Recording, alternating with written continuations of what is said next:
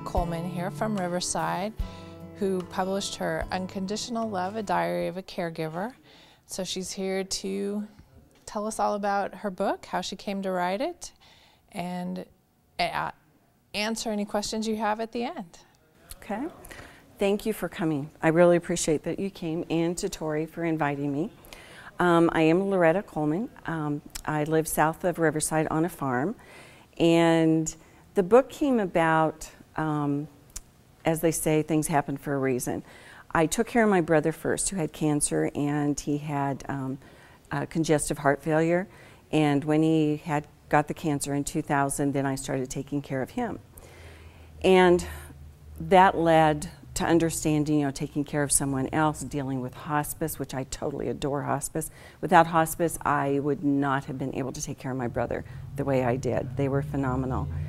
And then that moved into my parents. We had them move out to our farm, and my father's senility, dementia, whatever you want to call it at that point, started to show more and more. And so my process of taking care of my dad and then my mother's senility, dementia, Alzheimer's also started in too.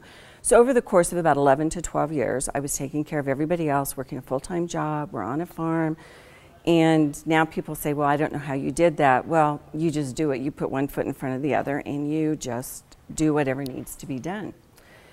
So as my parents' health was declining, I had numerous friends coming up and saying, well, my mother is just starting down this road. So she's doing this. Do you have any ideas or anything that you can help me with? So I would give them little tips and suggestions that I had used with my parents. So in the meantime, in about 2010, I self-published this book, and I'm going to give you each a copy of it. It's tips and suggestions. I self-published through Author House back then. And mainly I wrote it for people who were asking all kinds of questions about, around the house, legal things, looking for a nursing home. And for me, fortunately, I had a friend who worked at Allen Hospital in Waterloo, so it went to Allen Hospital. It went to internal medicine here in Iowa City. I sent and sold to various other organizations that looked into it, but I don't even know that it's in print anymore. But it will help you. It'll give you little tips and little suggestions. And so after that one went out, and that was self-publishing, and Tori was asking me about publishing. The self-publishing thing is a very interesting trip because not knowing how to write a book, not knowing what the format was supposed to be in, not knowing who or what you do, I picked Author House only because their reputation was pretty good. So I went to them, and it took me several drafts to get it set up for publishing, for their format. And of course, when you self-publish, it means that they aren't editing it, they aren't doing anything. Whatever you send to them, that's it. So I had to have friends edit it, read it, and go through the whole process. But I went ahead and decided to have it printed. And I have probably about 20 books left. And I know that I think it's still available on Amazon the last time I looked. So anyway, once that went out, it helped a lot, and I started getting a lot more questions from people about, what do you do when your father's wringing his hands? What do you do when your mother kicks you and sticks her tongue out and she's 6 years old again? They were asking me all these questions. So during this whole 11 to 12 years, I journal, which anybody who's in the caregiving, I recommend journaling. And if you put it on a computer, just password protect it so no one can get into it. Because you can write your own thoughts, whether they're good, bad, indifferent, frustrated. The world is just terrible that day. You can let all of that out. So I do recommend journaling. And during all this time when I was journaling, I have a cousin who lives in Texas, and we're very, very close. I emailed every day. So I had 11, 12 years of emails. I had all my journals. And after my parents passed away, I had people going, why don't you put this all in a book? And for me, not being a writer, it was a really daunting task because I'm going, I don't even know where to start to do this. So I researched, found out about the formatting and how it needed to go. So I pulled all the emails, all the journals, and just started writing. And that's why it's in a diary format, is because I wanted it to follow along with what was going on in my life during that time. So I got it all together, had it all into a book format, had it edited by several friends, and put it all together. Did my research, because when you send a manuscript out to publishers, you need to have your cover letter that goes with it. And at the time, I had all my documentation of how many Alzheimer's dementia cases there were in the United States at that time, how many estimated caregivers there were. I had all of my ducks in a row, I thought. I sent my book out to probably 200 publishers across the United States, and I got just a few responses back of no, it's not our genre. We're not interested. So I just took the book, stuffed it on a shelf, decided to just forget about it totally. So for the next couple of years, my husband's health was kind of failing, so I was working human resource coordinator for a local manufacturing facility. So I decided to go ahead and retire early. Because I'd been through it with my mom and dad and my husband, and we're on a farm, and I didn't want to wait 5 years and something happened to him, and I wasn't there for him. So I went ahead and retired, started to build my retirement life of doing different things when, in the spring of last year, I got a phone call. And this woman says, "Hi, this is Rochelle from Tate Publishing," and I'm thinking, okay. And she goes, "Well, we would like to offer you a contract for your book," and I went, "Did you read it?" She starts laughing and she goes, "Yeah, we did read it." And I said, "Okay, why?" I mean, I'm very leery. I'm asking all kinds. I'd already done the self-publishing, so I'm like, and how many thousands of dollars is this going to cost me? This is all going through my head. She goes, "No, actually, one of our editors, we got your manuscript a couple years ago. They all get saved and put into wherever they hide them or save them or vault them or whatever. And she started taking care of her grandmother, and she remembered my manuscript from a couple years before, so she pulled my manuscript and read it, so they called and offered me a contract." And it was just like, oh my word. I mean, I was just totally, okay, now what? So needless to say, they send you a contract. I had to contact the attorney, my attorney. "Please read the contract, tell me, is this legitimate, is it not legitimate, what do I need to do?" Well, he's not a book agent, so he had to contact a book agent out of Chicago to figure out, you know, was the contract okay, was everything viable? So long story short, we went with it, and my husband was a little shocked, let's say, because we live on a farm in Riverside and I'm going to get a book published. So, you know, I was just kind of like, okay. So it's a long process going through the publishing, because first they have to do the cover and you have to pick the cover, and then you have to go through the process of they wanted to add a picture, and then they want to do a little bit of the change of the formatting. So it goes through stages, and they notify you every stage that you're going through, and you have to sign off and approve that that's what you want done. So the sad part of it is we knew that they were wanting to put the book out sometime in the fall, but I hadn't really talked to anybody to find out what was going on. Unfortunately, my husband passed away last September 11th, massive heart attack. And 2 weeks after he passed away, Tate Publishing calls and says, "Okay, we want to get the book out by the middle of October." And I'm going, not going to happen. Not even going to happen at all. So I explained the situation to them. They said, "Fine, we'll just wait until February of 2015 before we release it." So at least my husband got to know it was going to be published and it was going to go out. So it did. Tate Publishing put it out February 3rd of this year. So the rest is history. It has hit a few of the bookstores. I do have a website that you can go into and look at. It's on the little bookmark part of it. I didn't write this to become an overnight sensation or make a lot of money. I wrote this to get help out to everybody. If I could have found a book, anything close to this, when I was taking care of my brother and my mom and my dad, I would have danced a jig, because it would have answered a lot of questions.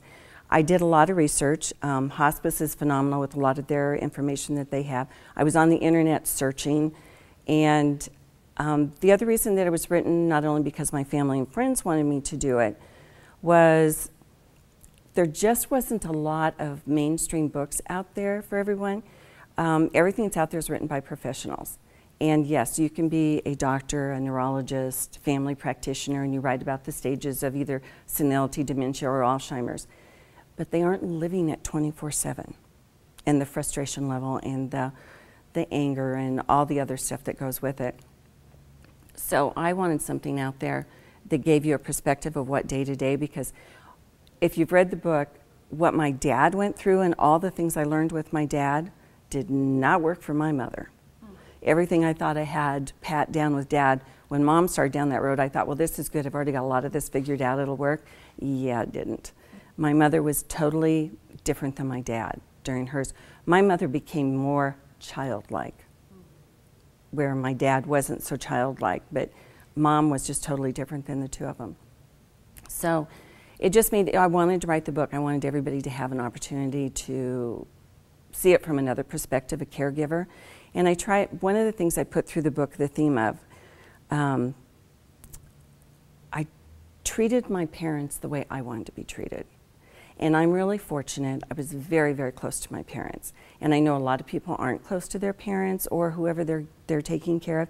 And it makes it a lot harder. You don't have the patience or that depth of love that you do for someone that you do care a great deal about. So I know there's a lot of people that can't do it. But mine was written from the perspective of, my parents took care of me for 18 years.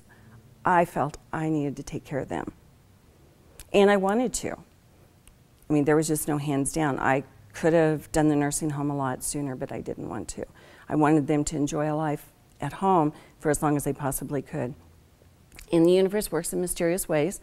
My dad was continually getting worse and worse, and finally he fell at home, and I couldn't get him up any longer. I couldn't pick him up, so I had to call the ambulance, and we took him to the hospital, and at that point then the doctor said he cannot return home. So the decision was made for me at that point. So then I had to go on the hunt to find a nursing home that would take care of my father the way I wanted him to be taken care of. Fortunately for me, I did. I found a great nursing home for my dad. So all along the way, it is like you have, whether your religious beliefs are in organized religion or you're just a spiritual person or whatever it may be, if you put your trust out there, everything just kind of falls into place. It takes care of it. Things present themselves to you when you need them. So I was very, very fortunate on that part of it. But I would do it again. I would do it over and over again because it was frustration. And Tori and I were talking about earlier, when you're working a full-time job, we had farming, and my parents are next door, and I still have all mine. I'm traveling for work and doing things. And I look back now, and I have no idea how I did it. You just put one foot in front of the other, and you just do it. Now, at the age I am now, I don't know that I could, but I could then. So it helps a lot. So, but that's how the book came about, and that's how the book all started. So have you read the book at all yet? None of you. Okay. Very good. Then we'll start. Oh, yeah. This is from various book readings, and I've grabbed several of them. So in the first chapter, it's about my brother, and I titled the chapter Bob. And I would like to start this story by saying my brother Bob called me to go out to eat or meet him for coffee or just to talk. Instead, I found myself screaming at him in a hospital room. His doctor had called me to tell me the ambulance had brought him in with an alcohol level 4 times the legal limit. Yes, he should have died from alcohol poisoning. Bob also had congestive heart failure and had had open heart surgery in the 1980s. He was on numerous medications, including Coumadin, and alcohol and Coumadin do not mix, causing either a high risk of bleeding or chronic use can have the opposite effect, making the Coumadin less effective by increasing risk of blood clots and risk of gastrointestinal bleeding. What set off this binge of drinking the night before, I'll never know. Prior to his hospitalization, he had worked until he was physically unable. He had tried to get help with Social Security disability and housing assistance without success. I was paying his rent, buying his food to keep him off the streets. He did appreciate my helping. He told me numerous times if it wasn't for me helping, he would be living under a bridge. It wasn't his fault that he was physically unable to work and he needed the help. None of us know what life lessons we have to learn or the lessons we teach each other. I attended most of his medical appointments to keep his medications straight and to adjust the Coumadin because of his drinking. I set up his pill box every week so he knew which pills to take when. I tried to help him follow doctor's orders, but we all know how well it goes when siblings tell each other what to do. It doesn't go very well. We were doing the best we could for the moment. This particular health event landed Bob in the psychiatric ward. I stood in his room yelling at him that he would end up a lonely old man dying alone in his room and no one would know. I asked him why he insisted on sabotaging his life and putting himself at risk. I told him if he continued, I would stop supporting him and he could live on the street and die there. I was so angry with him and so upset what he was doing to himself. Bob was so stunned by my outburst that he had tears in his eyes, as I do not normally blow up, so he was shocked. We talked for a long time, and he agreed he would get treatment and help to change his life. He knew I loved him so much, and this time his actions were hurting me.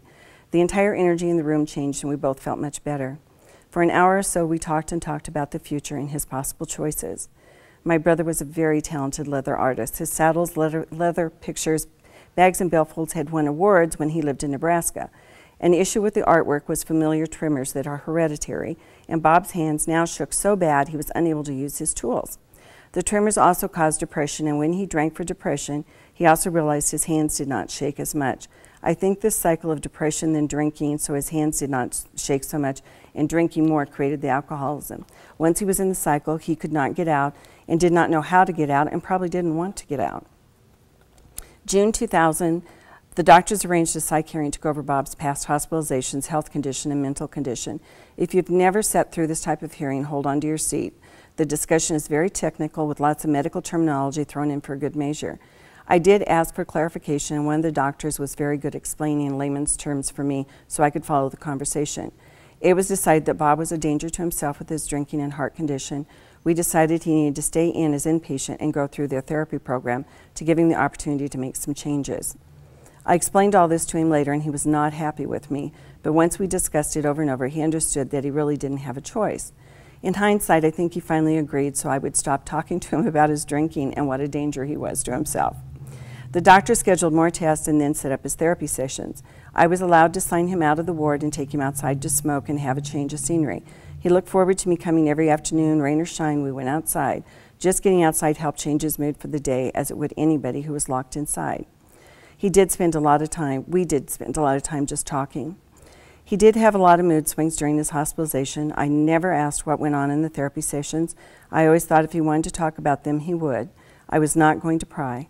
I'm not sure I wanted to know everything about Bob. Bob was very private and rarely shared his feelings, so I did not push. In July, the afternoon progressed and we were in a good place talking about the future and what he wanted to do. The doctor came into the room, and we knew in an instant that the news was not good. Bob had bronchial cancer. It was such a shock to us, but it also explained why he became so winded walking any distance or climbing stairs. He had thought it was because of his heart condition. He had had x-rays a few months before to find out why he had such difficulty breathing, but nothing was found. The x-rays had not been taken for his bronchial tubes, just his lungs. Once the testing was finished, we were told it was stage 3 cancer. He was a candidate for radiation, but not chemotherapy because of his heart. Bob and I talked a long time about the options. He was told even with radiation, more damage to his heart was likely, but chances of killing the tumor were good. Bob made the decision to go with the radiation and take his chances. I remember him smiling up at me and telling me he was going to beat this. I was not so sure about the radiation and damaging his heart further. On the other hand, the cancer would kill him. I took a step back and let him make the decision once I told him my opinion. This was his life, not mine, and whatever he chose to do, I would back him. I cannot imagine what must have gone through his mind as he thought this through. Bob was always a fighter, and when he set his mind to doing something, no one or anything could stop him. This was no different as far as he was concerned. My first experience as a caregiver began. The social worker at the hospital stopped by and asked if we needed any help with any legal forms, and she explained about the power of attorney, medical power of attorney, and the DNR, the Do Not Resuscitate Order. She was a wonderful resource for us, and yes, we had her compile all the forms we would need for us to sign and notarize them. We knew we were now prepared legally for what was to come, and Bob felt much better as he knew I would make decisions for him if he couldn't. He also knew I would do what he wanted me to. I took Bob home 13 days after being admitted. We scheduled follow-up appointments and irradiation appointments. On the way home, we rented a wheelchair. Our journey began, and we had no idea how life-changing this trip would be for both of us. So that was in July of 2000, and he passed away in June of 2001. So with him, it was an interesting trip because he was in and out of the hospital numerous times, and a couple of times we just about lost him. Hospice was there for us all the way. They came in and introduced themselves to us, and we had hospice come in. And my brother Bob was very private. He didn't really share his feelings with people. He didn't trust easily, and that's where I think ours came from. My brother taught me unconditional love, hands down, and he trusted me at the end with everything. I'd never known my brother to ever trust. But it also puts you in the spot of this person trusts you so much to make all these decisions, and you're just hoping and praying you're making the right decisions because they're trusting you so much. But one of the stories I have in the book, a few months before my brother passed away, I came to his apartment after work because I would stop on my morning before going to work and run over at noon and then stop at night. And I walked in and he was in a really good mood. And he'd just watched a program on one of the satellite channels, I don't know if it was History Discovery. And it was about this little boy in Canada who had cancer. And he golfed all the time, and he had gone into remission. And so he had gone out golfing, and he always used a quarter to put on the ground for where his ball was to mark his ball. So, long story, they're short, the boy passes away. A year later, the family decides that they're going to have a family reunion, and several of the family members decide they're going to stop at the cemetery and just visit the boy's grave. So one couple stops, and they come back to their car, and on the headrest of their car are 3 quarters. And they're laughing, thinking, oh, one of the kids is playing a joke on us, you know, whatever. So they drive on to the family home. Well, at the family home, they're overhearing conversations of the other people that are there of saying, yeah, I keep finding quarters. Or I find a quarter over here. They finally realized it was the little boy sending them messages of the quarters. I'm okay. I'm good. I just want you all to know. And that's how the family interpreted the quarters. So my brother says to me, he goes, well, after I'm gone, because he loved the Wild West, anything to do with the Wild West. And he goes, after I'm gone, if you come into a room and there's an old shotgun or something leaning against a wall, you'll know I'm saying hi. And I'm going, well, I don't think you can do that, but good luck. I'm not real sure. But he all of a sudden, I think he had a glimmer of life after death, or that there was something beyond this. I mean, his whole demeanor changed after that. So we had a lot of conversations, you know, about crossing over, about, you know, what could be there, you know, what your life had been. And as time went on, as it grew closer for him that he was going to pass away, I would catch him staring off in a corner, and he would go, I would ask him what he's doing, and he goes, I can see a cabin over there. And I'm going, you can? And he'd tell me how beautiful it was. And he goes, that's where I'm going. And I'd go, okay. And a couple of weeks before he died, he goes, I'm going to go on a fishing trip. And I said, you are? Do you need me to help you get stuff ready? And he goes, no. He says, I think I can do it by myself. And I said, well, when are you going to go? And he goes, in a couple of weeks. And as the last weekend he was alive, he was bedridden the entire time. He did look off in the corner a lot, and he kept saying, can you see it? Can you see it? That's where I'm going. And then he passed away the following Monday after that. So it left me feeling like that he had some peace and solace when he passed. So the thing with him was, I had to go and clean his apartment out, of course. And I took a couple people with me to help, and I was vacuuming, and I vacuumed up bobby pin and some other stuff, and I was joking and going, oh, he must have had a girlfriend in the apartment, and I didn't know about him. So I just blew it off. And a few weeks later, I was talking to my mother, and she said every once in a while she would hear her name, and she would think it was Bobby standing behind her, but she would turn around, and of course, he's not there. So I was upset because I'm going, well, why aren't you getting a hold of me if you're going to contact anybody? So I'm cleaning my house. I don't own bobby pins. I pick up the rug in front of the patio door to shake it, and there lays a brand new bobby pin. And I pick it up, and I'm going, I don't own any bobby pins. And it just hit me that it was Bobby. So you can call me crazy, whatever. For the next several years after that, whenever I was going through a really hard time, a bobby pin would show up, wherever it was. And 2 of the most significant ones were, I'd worked at the facility for almost 25 years, in and out of the bathroom all the time. And there's women who work there, but I've never seen a bobby pin on the floor in the bathroom. And my dad was having a really rough time. I went in to go to the restroom, and there laid a bobby pin. And I'm going, okay, Bobby, got it. So I picked the bobby pin up and kept it. And the other one that was most significant was after my father passed away. I was at Hobby Lobby, went out to get a shadow box to put Dad's military stuff in. And Hobby Lobby has lots of aisles, and I'm carrying shadow boxes. And I turned to walk down one, and on the floor lays 2 bobby pins connected together like this. And it was like, okay, I know it's Dad and Bob, and I'm good. So it's those, call me crazy, they did happen. I do believe in them. I firmly. So after Bobby passed away, the depression hit me really hard. Hospice was phenomenal with me for the aftercare part of it.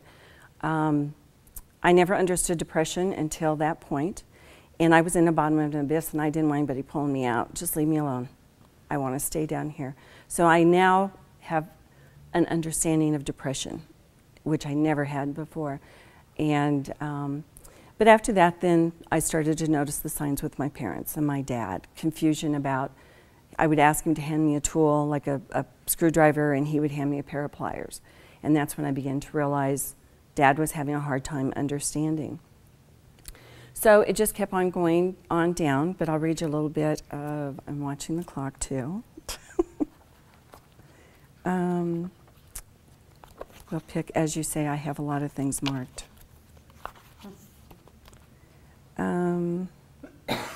Oh, this one you're going to laugh at. This is a funny one. We did have a lot of laughs because you had to laugh. You can't cry when these things are going on. This is January '04. It was my parents' 66th wedding anniversary. And I took over flowers and cards and cooked a huge meal for all of us. That morning when I got to the folks, I saw the screen from Dad's bedroom lying on the ground outside. And I'm thinking, did he go outside last night? I never did find an answer to that question. Dad is agitated. He can't find his billfold again. I do our hide-and-seek game and find his razor in the hall closet, his billfold tucked in a drawer. I found bobby pins while cleaning, so I know Bobby's sending his message to me again, and that helps a great deal. One morning I went over after breakfast and I found a set of teeth in the wastebasket. I asked Dad about it, and he said he found them outside when he was talking to the neighbor that's trying to throw him off of his land. I took the teeth out of the wastebasket, and I wondered if they were his second set of teeth that we couldn't find. I also had to talk to him about the man who's trying to throw him off his land. In the meantime, Mom gets up and she wants to know where her teeth are. I start laughing. It's better than tears. I go into her bathroom and all of her drawers are open and everything is lying on the floor. Apparently Dad had been in there during the night, but he did not want to wake up Mom. I got her bathroom put back together, got her teeth cleaned and back in her mouth where they belonged. She was happy to have her teeth, and I don't think she ever realized where they had been, and that's a good thing. Snow and cold, I bundle up in coveralls and a couple layers underneath, boots, hat, and 2 pairs of gloves to walk back and forth to the folks. It's easier to walk than start the car and drive in blowing snow and winds. It's cold, but the exercise is good for me, and that's what I tell myself. Dad had a bad night on the 4th. Mom calls in the morning to tell me that his room is a mess. I expect the usual, but I get a surprise. He has upset the bookcase full of books, broken a wooden chair, pictures off the wall, and I'm shocked that he physically can still do all of this. Dad said he was trying to get to the attic, and I explained to him there is no attic. They live in a double-wide trailer, no upstairs, no basement. He's having trouble talking. I realize he has Mom's dentures in. Mom is upset and crying. Dad's upset and shouting. I hug Dad and tell him I love him, get his breakfast, and calm Mom down and tell her I'll fix it all. I get the room back in order, and their day continues. Everyone calms down, everything falls into place, and an hour later, no one remembers any of it happening.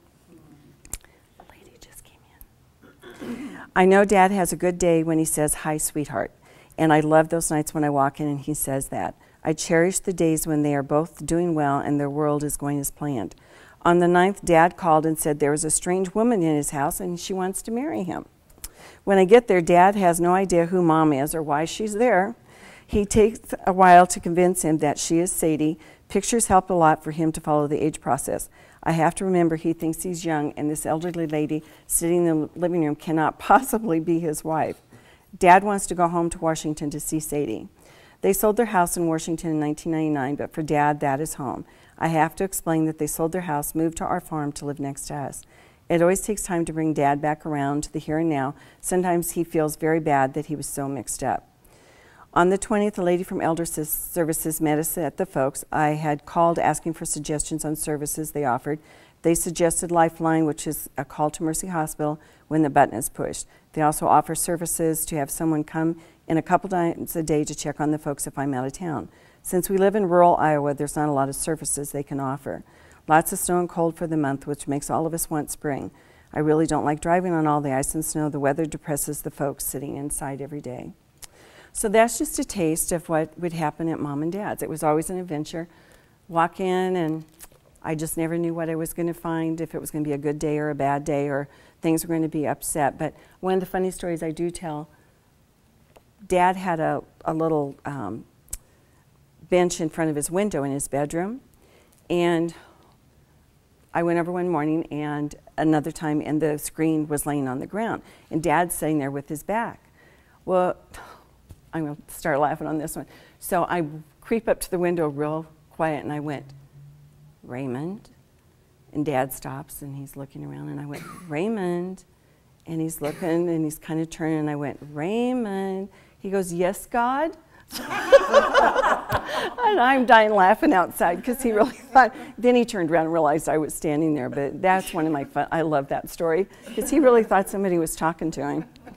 So, but there are a lot of services. Elder services helps. For us living in rural Iowa, it made it very difficult. And in the book, there is a chapter that I talk about what the cost is. Because I was up at 4 and I was at work at 6 to cover a shift coming off at 7 in the morning.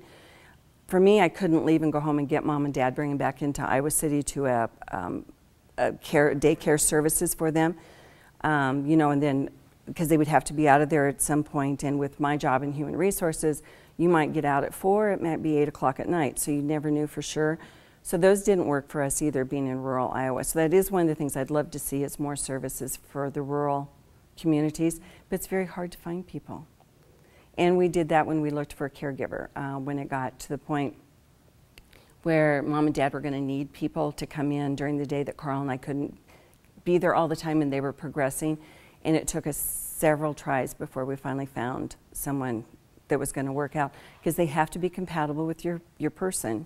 They have to be able to get along. You have to be able to trust them. So it took us about 4 people before we finally found a lady who was retired who wanted to come in and stay. And she was a godsend for me, that I didn't have to worry about Mom and Dad there. So we'll move on a little bit, and then we'll ask some questions with all my little tapes.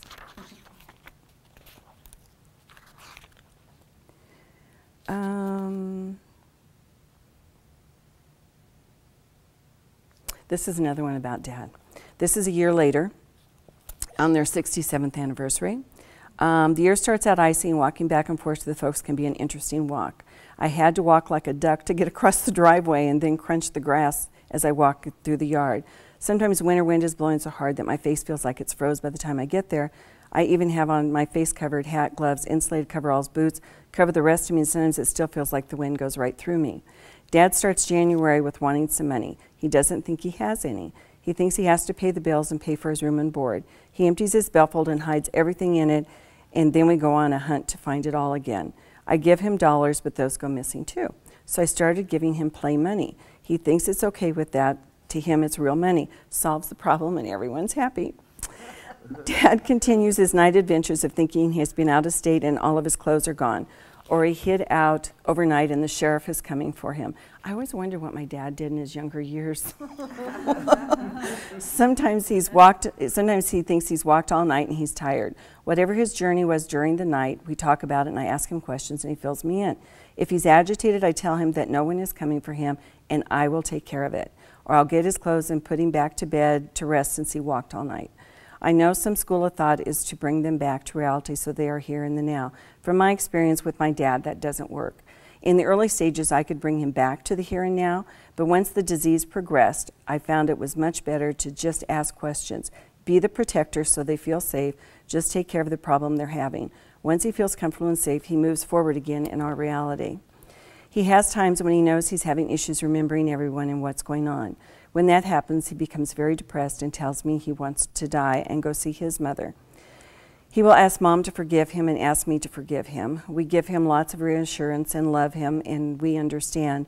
Mom lives with him 24/7, and the stress level for her is getting higher. Her advantage, if we choose to look at it that way, is her short-term memory loss. If she gets upset with Dad for something within an hour, she's forgotten it, what he did, and just moves on. On the days Dad has clear memory, it's wonderful. His face lights up when he talks and his eyes sparkle. His good days help Mom too. She will feel like reading or sewing, and she's in a good mood.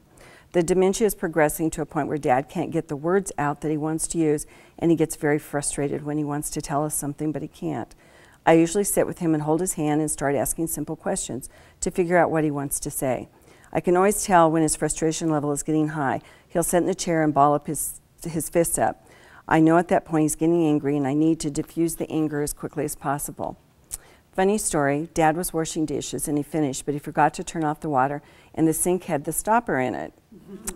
Yes, water flowed everywhere, and they called me to come over. Water was all over the counter, kitchen floor, and it flowed under the wall into Dad's bathroom. I'm grabbing towels to mop up all the water, picking up rugs, everything else that is soaked. Mom is standing right beside me, and whatever I touch, she has to touch too. I lay the towel down, she picks it up, and then she lays it down again. I ask her to move out of my way, but apparently she didn't hear me, or she chose not to, and I have to start laughing. Laughter makes everything so much better. The mess does get cleaned up and fans dry everything. After that episode, Dad decided he wanted to quit his job. I told him he was retired already, and he told me he went to work every day and did his job, but he didn't want to do it anymore. I figured out that he thought his job was doing the chores around the house. I had to explain that he was retired and he lived in his house. He took care of his wife by doing the dishes and taking the trash out and sweeping the floor. He wasn't too sure, asked if he was going to get a paycheck for doing this work. So you just have to laugh. So the book is filled with lots of these kind of stories, the funny ones and the frustrated ones, and it's just my way of anybody who is taking care of someone, you can't take it seriously. You have to just work with them, be with them. And I think one of the hardest things I've heard from several people is when they forget your name. Some friends take it very personal when their parent doesn't know their name anymore. They feel like their parent doesn't love them, doesn't want anything to do with them. And I always try to explain it. They know who you are. They know that face. It's just their mind is not connecting the name. But they love you, and they still know who you are. You have to, I guess the best way is you have to let your ego go. It's not about you anymore.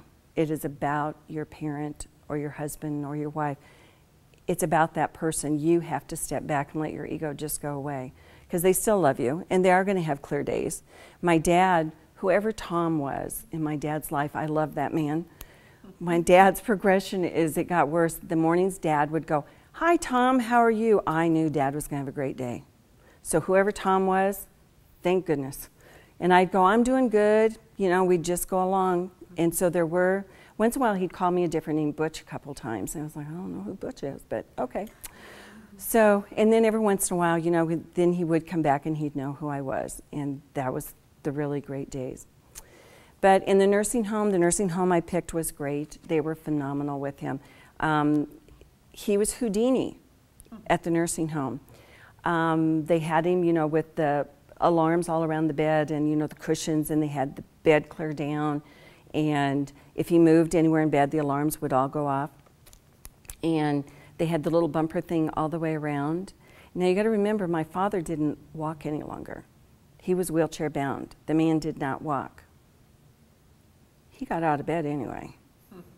And he'd be sitting on the floor, just waiting for somebody. The alarms are all going off. The girls would walk in, and Dad would sit there and go, "What took you so long?"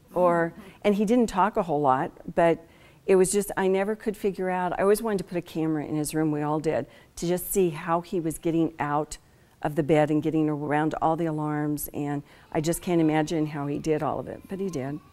But the nursing home was really, really good. Anything that happened, they called me, no matter what.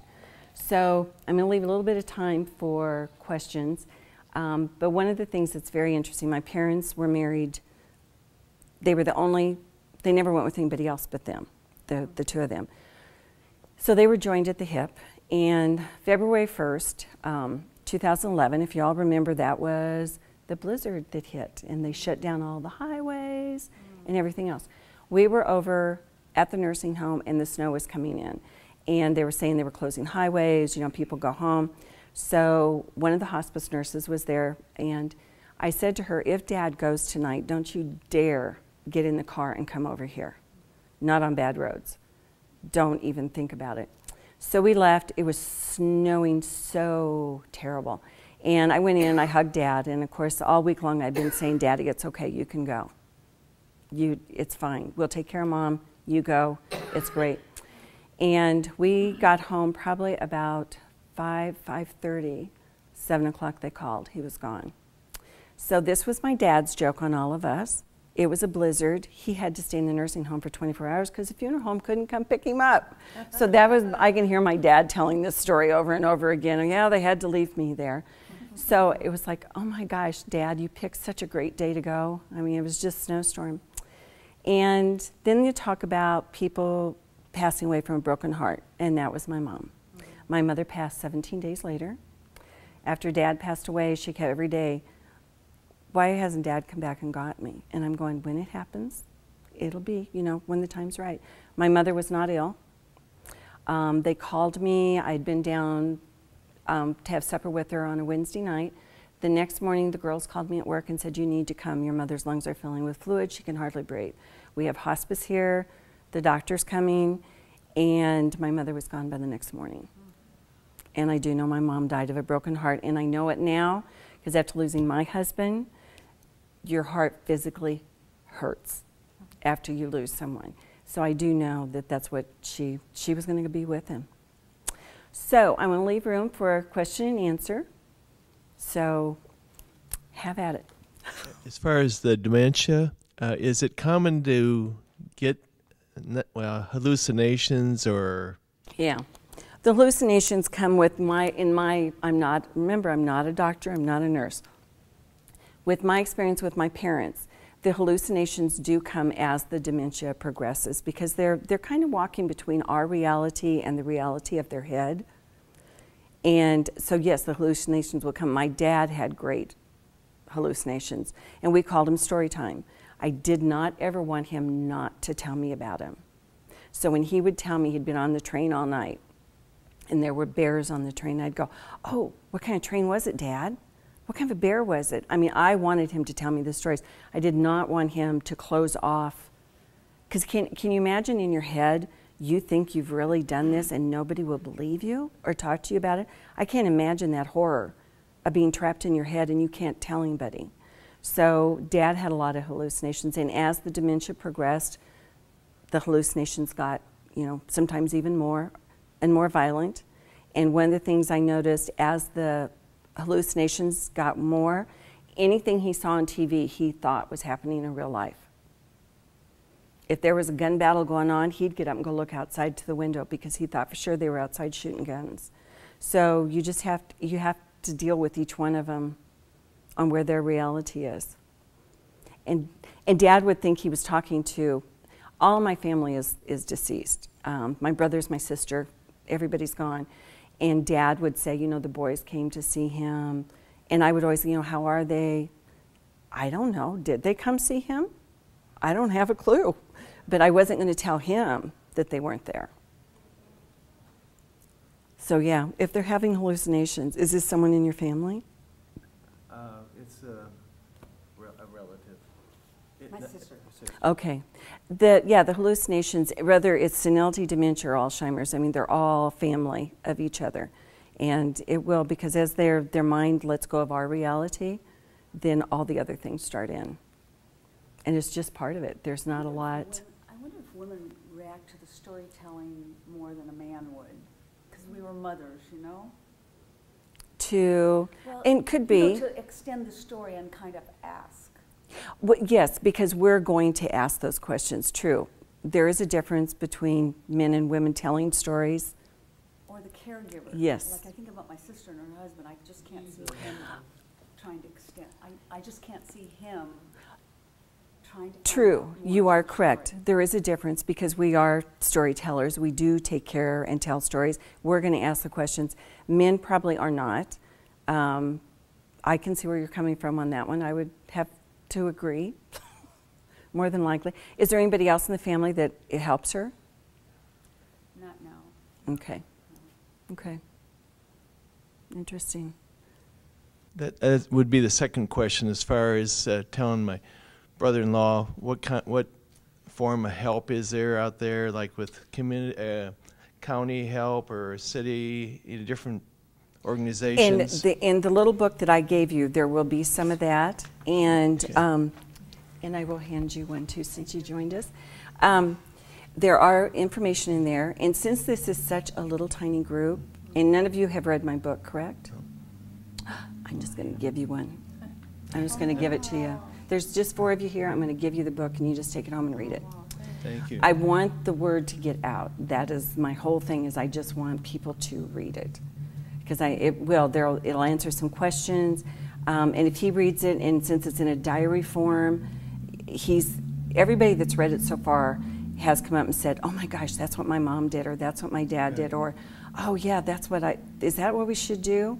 So, yes, I will just give you all books. Well, I have a question and a comment. Okay. So I have read the book and immensely enjoyed it. Thank you. And I was reflecting that as I was reading it, I definitely had an image of you and your family and how much warmer it is now to have met you. It just completes the picture. Oh, thank you. And how wonderful that is to actually meet the author, especially of a personal nonfiction book. Thank you very much. So one of my questions was, you often write of your husband, Carl, and that when you had to go out of town, he would become the de facto caregiver. Correct. And so I was curious, for you, writing was kind of one of your ways to help make sense of everything. What was Carl's way of helping him as a caregiver? To deal with this? For Carl, it was a totally different experience. He was not raised in a really warm, connective family.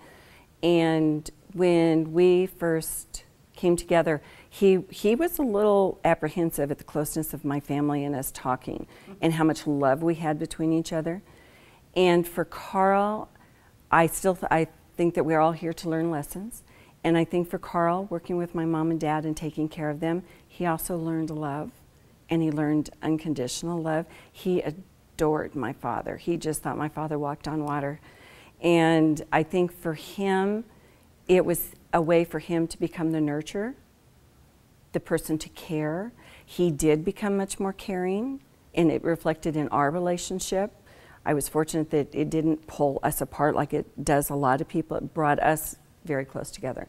And yes, I think for him, I think he appreciated me more after seeing everything I was doing running back and forth. But no, for him, I think for him, it was, he got to feel what a close-knit family, the love part of it was for him.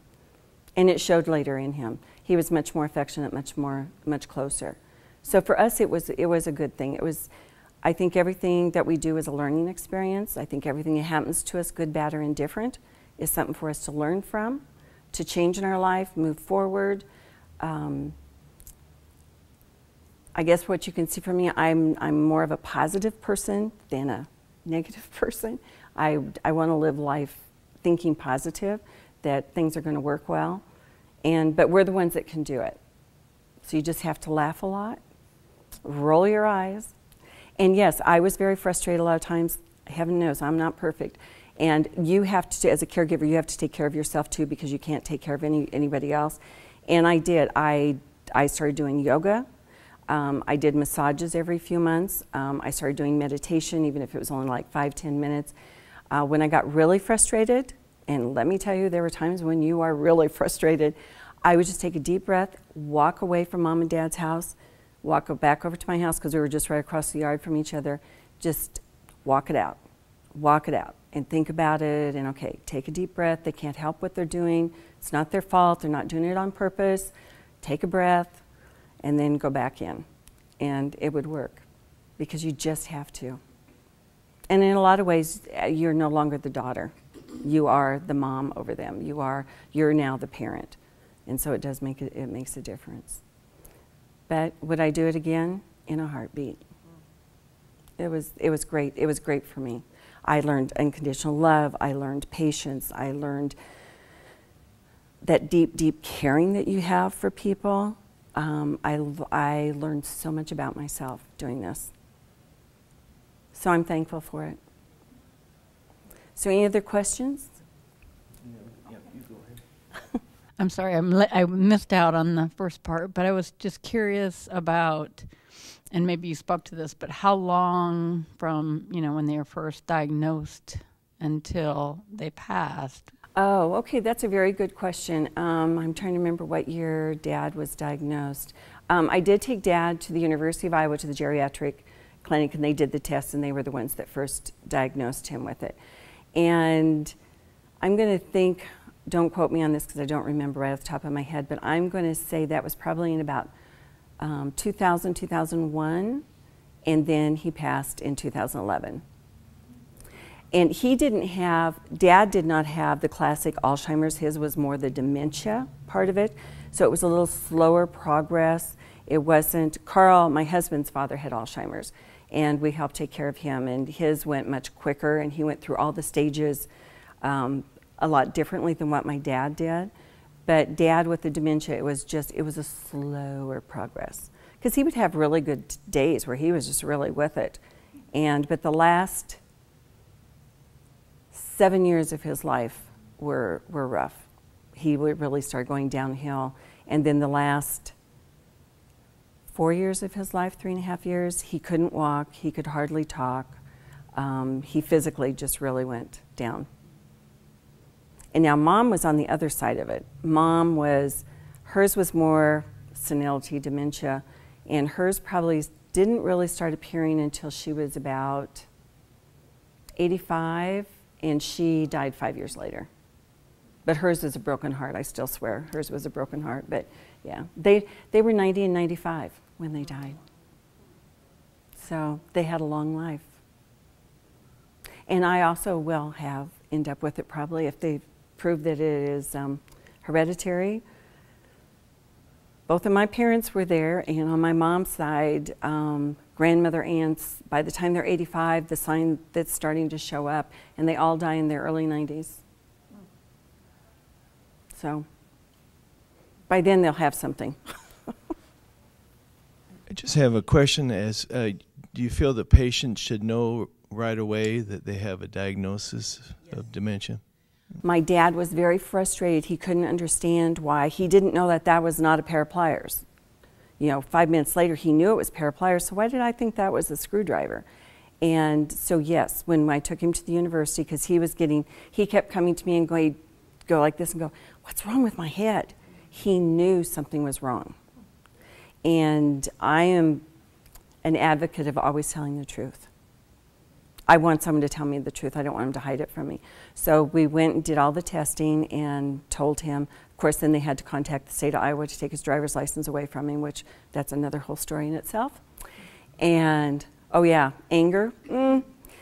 He was a very angry man for about a week, but he didn't need to be driving. But no, I wanted Dad to know, what was going on with him. And we did try, the Namenda, and there's Aricept, and there's some other drugs out there. We did try, several of them. Unfortunately, they really didn't make much difference with Dad. But if they're asking questions, like why am I not thinking straight, they need to know, in my opinion. Now remember, I'm not a professional. Was there ever a problem with wandering? Yes, in the book, you will have this lovely story that happened with my dad. Fortunately, it was in December. Fortunately, in December, it can be freezing cold and we're all huddled in. This happened to be like a 40, 50 degree day. I didn't realize Dad was missing until it was on a weekend, and I had gotten up and I thought I had heard a car door out in the driveway, but when I looked, I didn't see anything, so I just thought it was my imagination. And I finished what I was doing there, and I took a cup of coffee to walk over to Mom and Dad's. And I get there, Mom's sound asleep, no Dad. Where's Dad? Mom's, I don't know. And we had alarms on the door. When you open up the door, they go off. Mom didn't hear the alarm. So I'm going outside to look around in the garage to see if Dad's, because he would go out to the garage to his workshop once in a while. Then the neighbor stops to tell me Dad was out walking on the gravel road, which he did every day. We live on a dead end, and so Dad would walk this little quarter mile back and forth every morning. And Dad had been out walking, and he said, he stopped to pick him up, and he said he wanted to talk to Carl. So he dropped him off at our house. Well, Dad never came in the house. So nobody knew where my dad was. So I'm hysterical. We are, I mean, my dad's hard of hearing. I'm yelling and screaming. He's not going to hear me. So we take off. We live in the country. We're driving gravel roads. Is he in a ditch? Is he in the timber? We're in between new 218 and old 218. Did he get out to the interstate? I mean, yeah, the look on your face, I'm just going totally berserk. So I'm calling the sheriff's office while we're looking for him. The sheriff's office calls me back and said, yes, the man at such and such let an elderly gentleman into the house. Thank goodness, we live in the country. Was a neighbor a mile down the road on the old 218, had let Dad in. Dad was so happy to see me, but thank goodness he had his hat on, he had a coat on, he had gloves on, he had boots on. He was dressed for being outside, and it wasn't really cold that day. So, yeah, that was a total panic attack. So what I did then is I made a flyer up with Dad's picture, everything about him, his physical, told him what his dementia. I sent it to every neighbor in a 5-mile radius of my home, saying, if you see my father out walking past our house, please call me or pick him up and bring him home. So, and I sent it to the sheriff's office too so that they would have it. That was my prevention. But Dad never walked away again. He only did it once. Thank goodness. But that's in the book too. So, any other questions? I have one question. Sure. I've not read the book, and my sister was just diagnosed with terminal cancer. So will this book help me? It will. My story with my brother. Okay. The story of my brother will. We go through the whole thing with his diagnosis, the hospitalizations, what he was feeling, what he was thinking. Yeah, that will. Thank you. You are very welcome. Thank you again so much, Loretta, for coming and talking to us. That was wonderful.